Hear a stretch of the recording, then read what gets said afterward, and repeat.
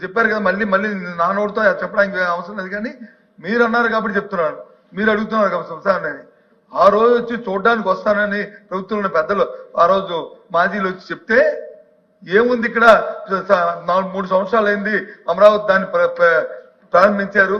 1,19,000 కోట్ల రూపాయలతో వచ్చి బడ్జెట్ తో పెట్టి సుమారు 6,000 కోట్ల రూపాయలు కూడా ఇంకా ఖర్చు పెట్టగా దాని నుంచి ఆ రకంగా శ్మశానాలుగా దాని నుంచి ఏం చూడడానికి వస్తారయ్యా, దాన్ని ఏంటి చేస్తారు అని చెప్పి అన్నాను అధ్యక్ష. ఎస్ అన్నాను, చెప్తాను, అనలేదని అనట్లేదు కదండి.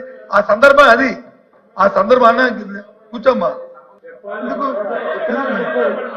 మీరు చెప్పింది మీరు నా పేరు ఎత్తపోతే నేను చెప్పేవాడిని కాదు. నేను అసలు కూర్చోండి, నాకు సంబంధం లేని విషయం ఎందుకు చెప్తాను. మీ ఇష్టం, మీరేం మాట్లాడుకున్నా మీ ఎల్ఓపి గారికి ఇది సారీ మీ చీఫ్ గారికి మీకు ఉన్న హక్కుతో మీరు మాట్లాడతారు. అదే అధ్యక్ష.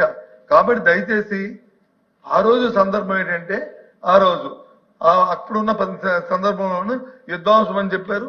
ఏదైతే ఇల్లీగల్ గా ఉన్న కన్స్ట్రక్షన్స్ ఏవవుతున్నాయో వాటిని కూలడం జరిగింది తప్ప లీగల్ ఉన్న దాన్ని ఏది ప్రభుత్వం వచ్చి ఎప్పుడు కూడా ఏది కూడా కూల్చదు అధ్యక్ష.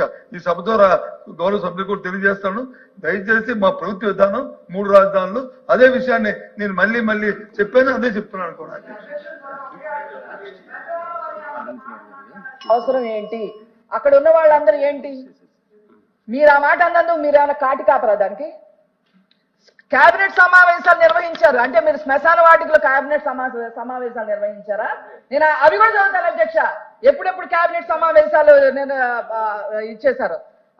10/6/2019, 19/7/2019, 3/9/2019, 16/10/2019 కేబినెట్ సమావేశాలు నిర్వహించుకొని ఆ అసెంబ్లీ అక్కడనే ఉంది, సెక్రటేరియట్ అక్కడే ఉంది. చక్కగా మేము కట్టిస్తే శుభ్రంగా అందులో పరిపాలన చేయాల్సింది పోయి విధ్వంసం చేశారు అందులో కూర్చొని. పైగా మీరు శ్మశానం అని దాంతో పోల్చారు. మీరు శ్మశానం దాంతో పోల్చి 5 ఏళ్ళు అక్కడనే కూర్చున్నారు మీరు.